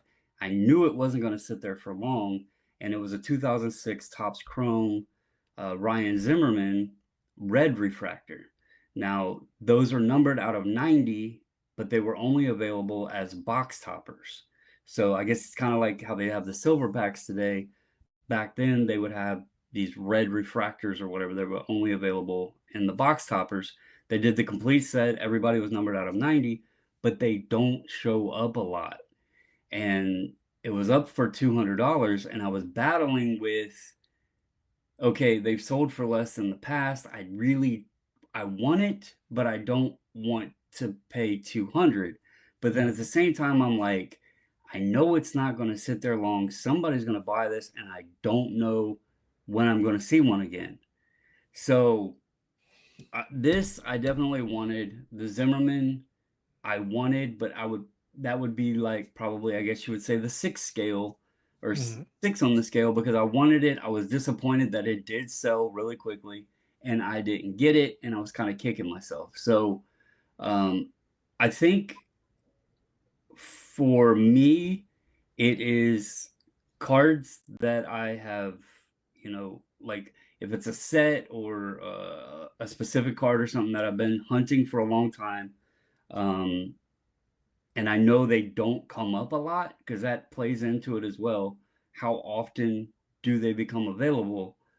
Those are going to be up in my 8, 9, 10 range. And then the others, it's like, okay, it would be cool to have. They aren't always available, but they do show up occasionally. If I get one, great. But if this other one's there, I'm going to go after it. Those would be like my 5 to 7 range. And then the bottom stuff is going to be your readily available things, not super duper important to add to the collection. They'd be cool, but not a big deal. I did deal with this last year too. We going back to the auction thing. There was 3 Victor Robles first Bowmans, all ending by the same seller, nearly identical same time. There was the Twitter blue, a red shimmer, I think, and an orange. Obviously, the orange is out of 25. The red shimmer, I think, was out of 10. And then the Twitter blue, they're a ghost. I think they're out of 3, if I remember. I bought one, I don't even remember. But that's been the only one that's ever surfaced. And so, yeah, the orange and the red would have been cool, but I went after the blue because I knew it's a ghost. Like it just doesn't show up. Mhm. So Makes sense. But that's the reason why I kind of posed it this way is that we all do this exercise, even if we don't formalize it down to numbers or a scale. We're not necessarily doing it to that level of, sophistication or complexity. It doesn't have to be that complex. But I think instinctively you're doing it. You're kind of mhm. putting these things in order when multiple things are available. So Eric, let me touch on this with you, and then I got kind of a follow-up question. So thoughts on this general idea? Yeah, I think it's important that you have your priorities in order. The ashtray that we've been talking about, the Golden Seals ashtray, that's a 10. I want that very, very badly. I would sell stuff. I'd give up stuff. I'd spend a lot of money. I would do just about whatever needed to be done to be able to get it and complete that collection. If it was, a rarer Reggie Lemlin piece, I would, that's a little bit lower on the priority scale because because even though it's rare, it will probably come up again. Very few things that are out there for him, haven't, I haven't just seen one time. So, if they both come up at the same time, yeah, you got to look at your budget. You got to be responsible. I'm a big proponent of that. I've seen over the years too many people not be responsible with their budget and let the excitement of the moment get them in a lot of trouble. And I'd like to think that I'm pretty good about that. Took practice, but I'll tell you that. Um, and a lot of understanding of things will come back around, uh, you know, and to know what's what and what I collect. That's the thing about only, I only collect vintage hockey stuff. That's all I have to study. That's all I have to know about. So I know a lot of what's rare, what isn't, what I've seen 100 times versus what I've never seen before. So that helps. Somebody, even like you guys who dabble in different sports, different eras, you have to know a lot more, learn a lot more, and be comfortable with your knowledge base um, in making these decisions. I'm on a one track, very rarely do I veer off. Um, I so I know what I've seen in 30 years, 40 years of doing this. And when that ashtray comes up, it's the unicorn. So do whatever I have to do within, reality. I'm not going to sell my house, right? For the, that's crazy. Yet, Yeah, yet. that's insane. Um, you know, not selling a kidney, that's crazy. But, you know, um, I'm going to do what is reasonable and really stretch myself and try to get my hands on it. Where other things, I'm going to say, hit the brakes. They'll come back around. You've seen those before. You see them every 5 years over the last 40. You'll get another shot. And so, yeah, having your priorities and taking a breath when something comes up that's not a 10. When the 10 shows up, you got to jump on it, responsibly, but you got to jump on it. Anything lower than that, take a breath, because a lot of time it's the adrenaline, the excitement, the FOMO, the the hunt, all of those things, and you can get yourself in trouble. Because how many times have we purchased something, spent maybe a lot of money, brought it home, maybe it sat on your desk for a day or two, then you went, oh, that's great, and you go and you put it in your closet and you haven't seen it since, but it's there, but it's in a Nope. binder, a box, and it's been in there. I've forgotten that I've owned stuff. I love opening up boxes that I haven't seen in years. Come, like, I had no idea this was in here. But at some point, I paid money for it. I wanted it, had to have it. So when you're looking at your numbers, you have to take a deep breath on most of them and say, okay, yes, I'm excited. I've been looking for this. I want it. But is it a 10? No. Okay. So I don't have to just pounce on it, grab it, take it from the guy, throw money, and run. And Eric does that all the time when it comes to it's not like single bills, it's like bricks. Yeah, just bricks of hundreds. And get it out to my car before the guy realizes that that I got a good deal. The lower the number, you got to take a breath and not let. I was waiting that whole time, Brandon. I wanted so badly for Eric to say jam. It's like, don't get yourself into jam. Eric is very anti-jam. There's a problem with the jam. All jammed up.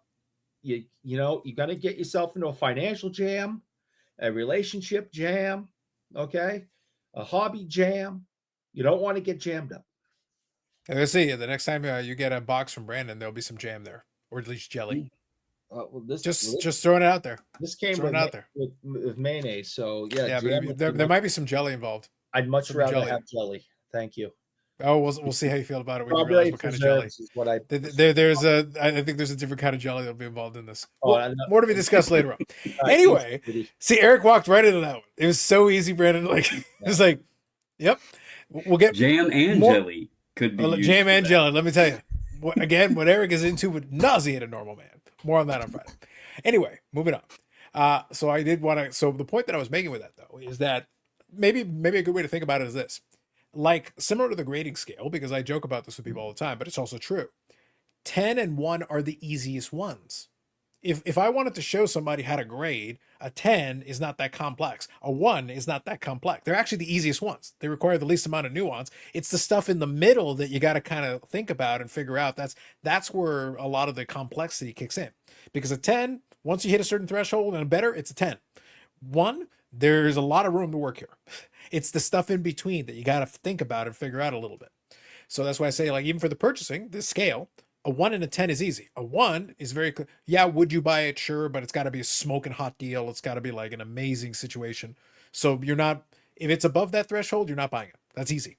A 10, within reason, you will go and stretch because it's a really important piece. It's a 10. If you're saying it's a 10 on the desirability scale here for you, then you're probably going to do a lot more work to acquire this item because it's right at the top of the food chain. As soon as you go 9 and below all the way to 2, then there's some nuance there. There is potential stuff in between that you got to think about. And how does this fit? Where does it fall? I'll give you a simple example of this because I actually, as we were discussing this, and it also plays into that conversation about the buy it now versus the best offer. Buy it now, best offer versus auction, for example. Okay, so here is an item that I literally purchased while we were recording this podcast episode. I was actually going back and forth with the seller on this because it was a buy it now best offer. So I'll share this with you right here. So I purchased from 2324 the cup. This is a Medano. This is what they call the basics is the subset. So this is the most recent iteration of the cup that was released. They had the basics, which is kind of hit or miss. It's whatever. It's fine. But it's the autograph patch. So this is the autograph patch out of 10.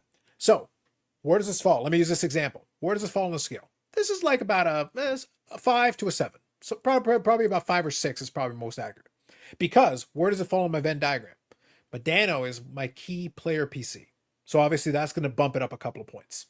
I'm a big autograph collector for him.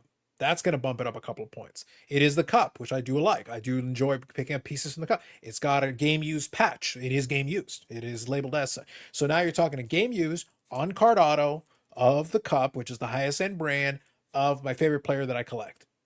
Okay, we got a lot of things going for it. So it's not a 10 because it's not a must have grail, you know, I'm going to go to all lengths, but it's certainly not a 1. So now we figure out like where does it fall in between? We bump it up. So I'm probably saying like a 5 or 6 because it's definitely a piece I'm interested in at the right price. So what happened with this one, I'll give you a little background history on this. I've been had this on my watch list for a little while. Initially, Eric, the person had the visions of grandeur. I guess they pulled it from a pack or whatever, maybe. And by the way, packs of the cup are very expensive, so I understand. Very expensive. I believe it started, Brandon, for $5.99 is what they started off. Jesus. So like I had been watching it for a while, and I'd steadily watched it go from $5.99. It was either $4.99 or $5.99, somewhere in that vicinity. And I'm sitting there like, no, that ain't happening. But good luck to you, sir. But yeah. I will watch. We're gonna see. So then it slowly starts creeping down. I think the last time I was paying closer attention to it, I want to say they had it down to $2.99. I want to say it was down to $2.99. So we're about half of where we started at. Still too high. I'm still not into it. I get the email today, Brandon. $1.99 was $2.99. Now $1.99. I'm like, all right, we're entering the ballpark, Eric. The ballpark is being entered into. The door has now opened slightly. So again, 5 or 6. I am interested, but let's see. So you say $1.99, I'll offer $140. You know, let's see what you come back at. Offer goes through. Guy thinks about it for a little while, comes back, $159. $150 and you're done. Accepted. And there you go. Deal has been completed. But from where we started to where we wound up, you can see the journey that we have gone through. $150 for originally a $600 card. Yeah, I think for what they were asking for. Yeah, well, right. In their mind, it's a $600 card, and they ended up taking $150 for it. They were ludicrous to begin with. Yeah, it was too high. Like but I can compare it to other out of 10 autos, out of 10 patch autos and stuff like that. Yes, it has value, no doubt, and it is a super high end brand. So let's not get this twisted. Does it have some value? Absolutely, for sure. But the question was, what's it worth to me? And the answer to that is going to be based on where it falls on that scale. Because if it was a 10 out of 10, even at $600, I might at least think about it. I might at least think about making an offer because you're talking a 10 out of 10. If you're talking a 10 out of 10, then yeah. If you're talking like a 2 or 1 out of 10, well then yeah, I'm going to sit there and wait until maybe they put it in an auction. I try to win it for $80. Do you know what I mean? Like there's a big difference between the top end and the bottom end of that scale. I was willing 150, Brandon. It was at a level where like 150. Yeah, I can live with it. Could I have tried to squeeze for more? Yeah, maybe I wait around a little bit. Maybe it slowly drops down. Maybe I get it for 125. Maybe I get it for 120. Yep. But you know what I did? I converted it over and I asked myself, what would I have paid if it was at the expo? You put that card on the table at the expo. So in this case, 150 US. Shipping was nominal. I think it was only about $5 shipping. So I'm like, okay, fine. So basically, I'm doing the math here. I'm crunching the numbers, and I'm saying to myself, okay, I think what it worked out to with translated to maybe like 235, 240 is what it worked out to Canadian dollars. So if you put a $250 sticker on that and stick it on a table at the expo, I probably would have offered the guy $200. And if he comes back and says 230, 235, I probably do the deal. Well, that's where we wound up. Almost to the dollar. And I think that, especially when you're talking in collector sense, the scale becomes much more important, and we use it subconsciously more than we know. Yes. And you know, to both your points there, you base that card off of what you've paid in the past on ones, or what you would pay if you know. And I had that, you know, people may remember when y'all did the expo, I asked people to keep a lookout on the Robertson E-Exceptional. And it like hadn't appeared anywhere. And this was one where I don't know what the print run is on it. It's not a numbered card, but we've had the discussion. EX isn't being opened a ton. I was keeping tabs on what new listings of his were coming up and how often new cards of his from the product were coming up. It's a weird one to search to begin with. And so I was like, okay, I know it's not a 101, but when will I see another one? And for how much will it be? And so I kind of did the same thing you did there. I based it off of, okay, again, what would I be comfortable? What do I think it's worth? And I actually used the out of 10 gold all access credentials. And I was like, all right, I paid this for that. Let's assume 10 of them over the next several years pop up. Well, that's out of 10. If I base that and look at it out of 10, it's a tough hit. I would be okay at the same price. And that's what I offered the guy, and he accepted. So you kind of got to navigate, like, not only where is it at on the priority scale, but what is it valued, not necessarily in the open market, but what is it valued to you? Because that Yeah. Medano, you put $150 value on it, but that card's tucked away. There's only 9 others now. Unless you get a wild hair up your ass and sell your collection, there's only 9 other ones out there now. So, and there's other Medano collectors that are probably also going to tuck some away if they get their hands on them. So you have to take that into account as well. So knocking it out of the way, being okay with the price, it's a win-win. Yeah, I think it was good on your part not to go crazy and offer a super high price, or pay $600 for it, because there is only 10. It's out of the cup, it's new, and the chances are you may not see another one of these for a long time, if ever. Right? So in that situation, you really got to hit the brakes and take a breath, because all this information's coming in. It's a brand new product. There's not a lot, there's not it's not flooding everywhere. It's very expensive, so not everybody's open it, like Upper Deck Series 1. Again, there's 10. So it's so easy to jump and pay a super high price the second you see it, in a situation like that. So I think you did a good job saying, all right, slow down, take a breath. I'm not paying $600. That's ludicrous. Yep. But you didn't offer 500. You didn't offer 400, which a lot of people would, out of the excitement of finding a rare PC piece like that. Yeah. Now, Brandon, I'm going to get to your piece because I know you got something real quick. I'll just say one thing. Part of the thought process for it, though, is that it was built in to that scale. Because it wasn't a 9 or an 8 or a 10 or whatever, it means that I have the luxury, because I have 360 certified autos from Nano. I have, hundreds and hundreds and hundreds of memorabilia pieces. I have cards from the cup. I have high-end patches from the cup. So it's not a centerpiece card for my Medano collection.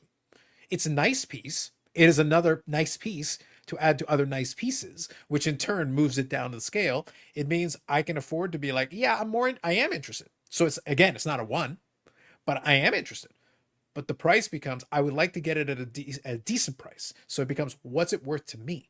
The seller wants to get as much as possible, and I respect that. Again, being a person who also sells, I want to get as much as possible too when I sell.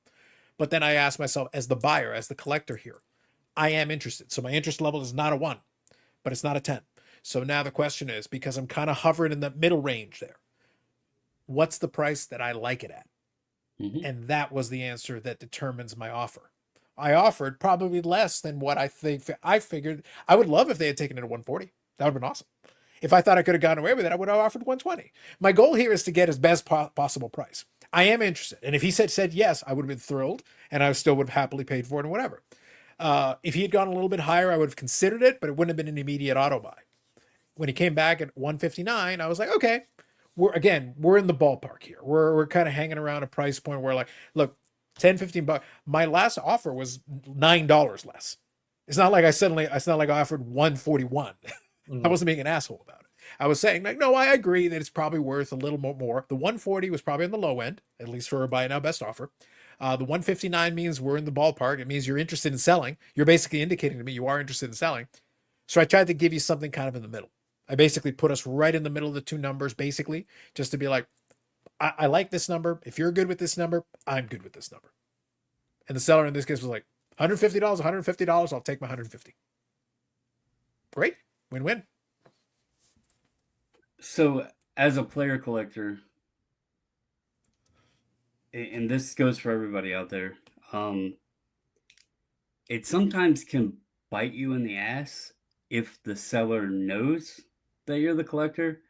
And I also don't suggest ever messaging them and telling them that you're the collector, because especially if you're trying to get them to feel sorry or give you a deal because it's keeping in your collection or whatever, because then you're looking desperate and they can smell the bait on the hook and they'll take that to their advantage.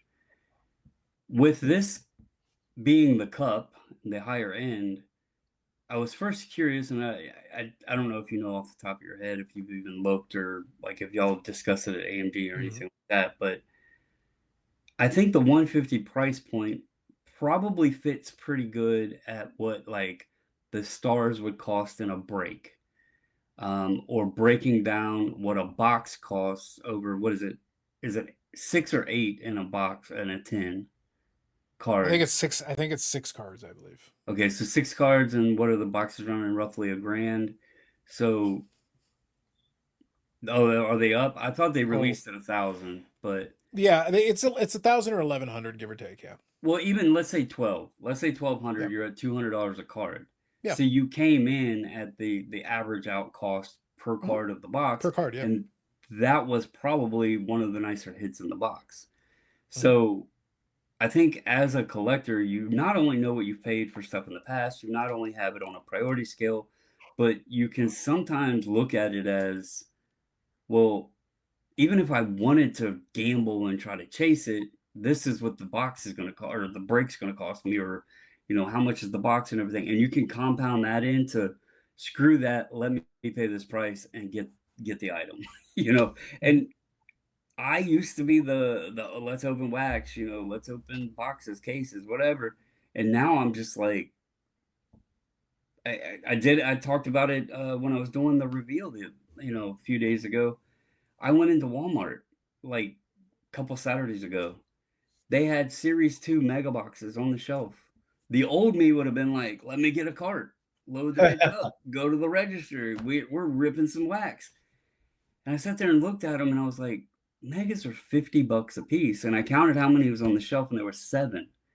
And I was like, that's $350. And there's only one card that I really want out of the product. And I can buy it for less than that. I was like, this is stupid. And so I just laughed, shook my head, walked away, and went and got what I needed from the store to begin with. But it's like that change in thought and like being able to, like you said, put things on a priority scale, but then also know where you want to be at dollar wise on it. And I think it helps everybody. And I think, use all of that and tie it back in with the other conversation. Use it to your benefit on the auctions. Know what you want to be at. Exactly. And I think that applies to everything. We use the player collecting thing because we all do that. So it's easy for us to discuss. It's straightforward. It's kind of easy to figure out how that stuff fits. But then with the ashtray thing we talked about with Eric, that's a set. But the same concept. I have some vintage sets I'm working on. If something came across my desk or something came across my safe search that could be of interest, yeah, for sure. Would I give it priority over, say, a nice Medano piece that I was interested in? No. If they were cost the same and I can only buy one or the other, I would probably prioritize the Medano piece. Oh, but you could finish your set. Yes. But the thing is with the sets, I'm in no hurry. There's no timetable where it says I have to finish it I have goals. I always talk about the goal videos and everything. I have goals where I would love to be done this set by the end of the year, or most of the way through the set by the end of the year. 53 Bowman Color is a beautiful example of something that I'm working on. I've been picking up. I haven't gotten any singles in a little while. A couple of them will be coming in on my next mail, which is great. I'm 3/4 of the way there, so we're most of the way. If I went on eBay right now, Eric, and I started hitting buy it nows, I could finish that set today. Oh yeah. If the goal was just finish the set, totally could do it, and I could probably find some nice pieces and whatever. What's the hurry? What's the rush? We're at the midway point of the year. I'm making good progress. If I finish it by the end of the year, that's good. That means I have the next 6 months. I can space that out however I want. And it's if by the end of the year I say the set's done, okay. Doesn't have to be today. It can be other stuff along the way, other things of interest. We'll have a couple of card shows and everything, so we'll get to that. But I just wanted to kind of touch on that. Go ahead, Brandon. And just to add on to this topic, it was several months, many months ago now, I guess.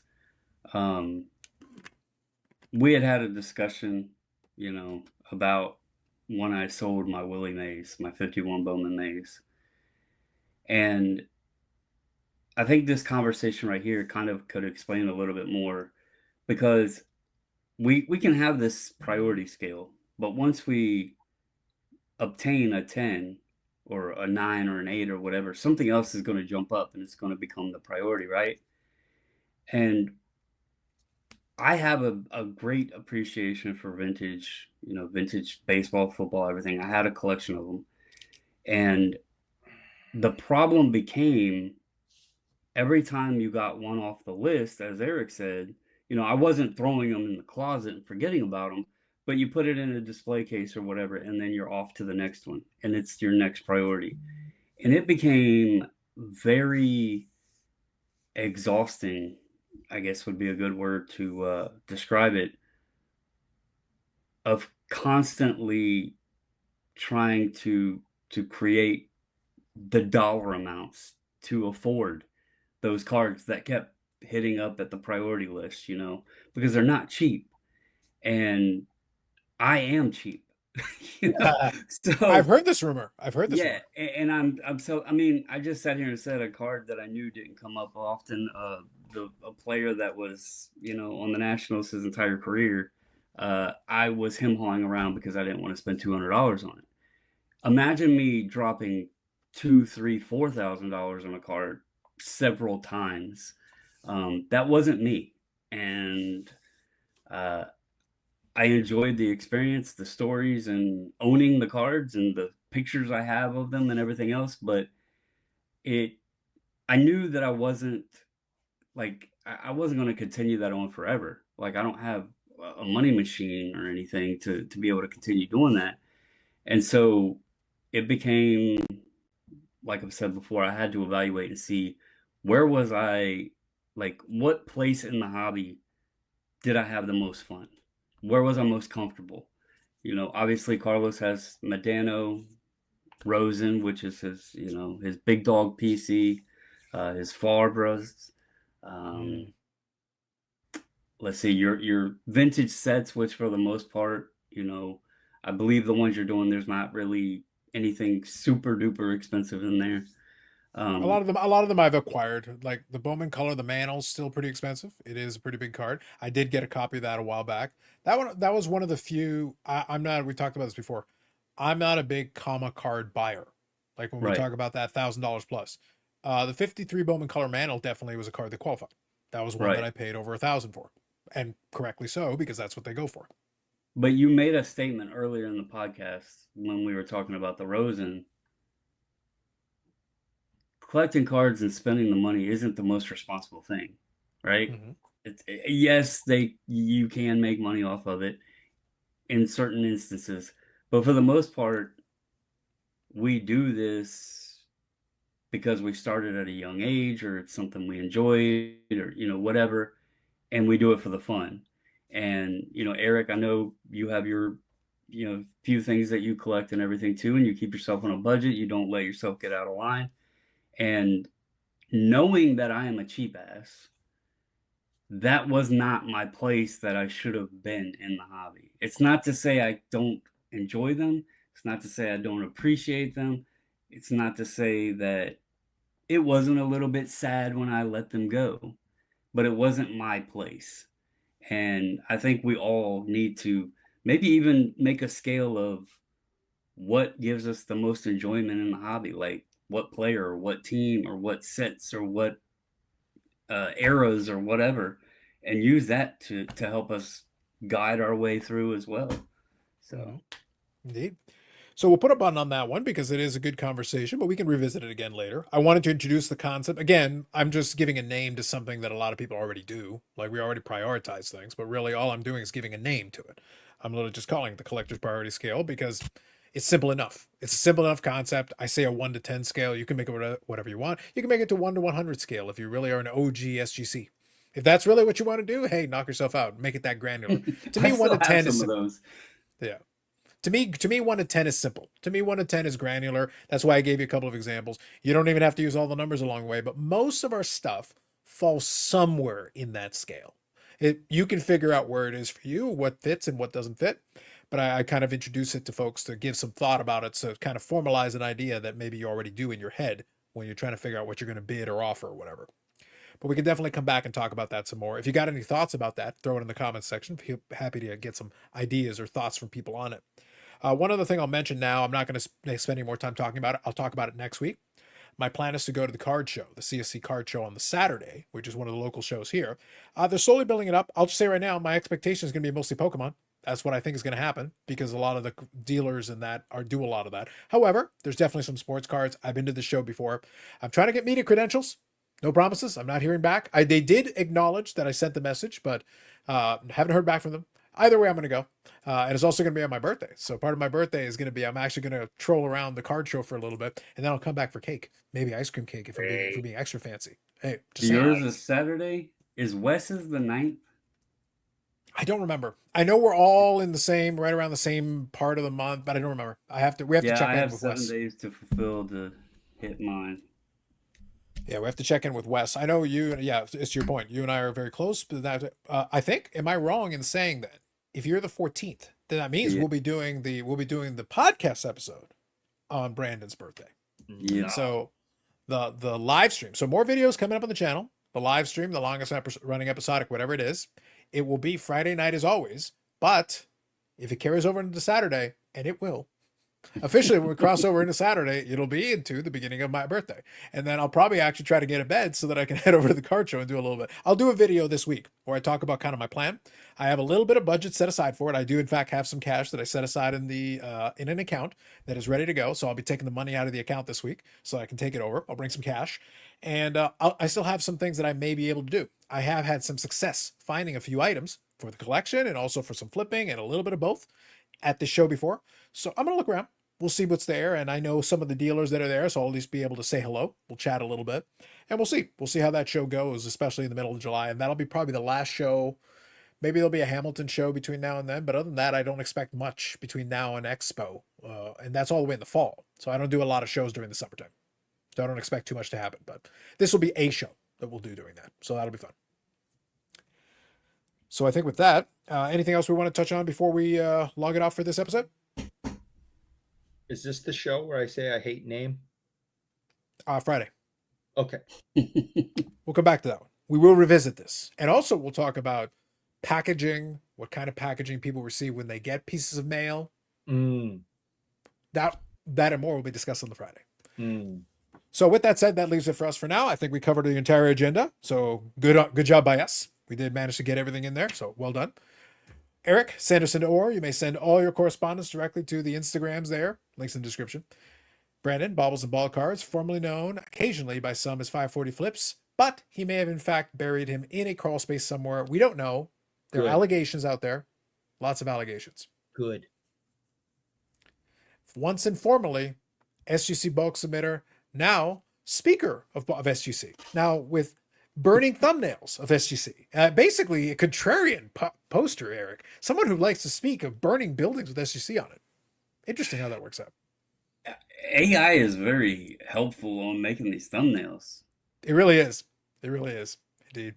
All right. So that's it. Like I said, we'll talk more about next episode. I'll give you a little card show recap as well and some other things that we'll talk about. And we'll revisit some of this stuff down the road. But I think that'll be it for this time around. So for us, thank you for checking this one out. Like if you like the video. It is on YouTube. You get months in advance of the audio. Months. Literally months.